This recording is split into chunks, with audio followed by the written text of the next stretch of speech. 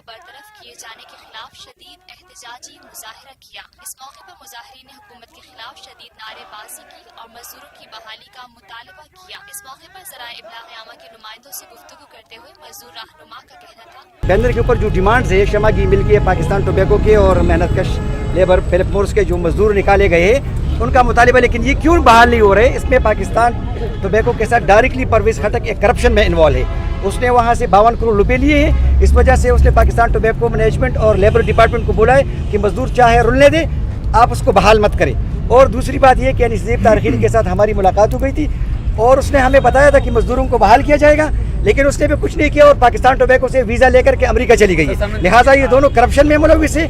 मैं नैब को इस फोरम से, नैब जो लोगों को पकड़ दखल कर रही है, मैं नैब से ये रिक्वेस्ट कर रहा हूँ तमाम मजदूर लीडरों की तवज्जो से कि वो परवेज़ खटक और अनीस हज़ीब का मुकम्मल ट्रांसपेरेंट तरीके से इंक्वायरी करें। पाकिस्तान हम सबका, हम सबका, हम सबका पाकिस्तान हम सबका, हम सब। मैं सईद अख्तर, तसव्वुर से तस्वीर तक हम सबका पाकिस्तान। हम जिंदा कौम है, ताबिंदा कौम है, हम सबकी है पहचान, हम सबका पाकिस्तान। हमारी तरक्की और खुशहाली का राज इंसाफ और कानून की बालादस्ती में ही है।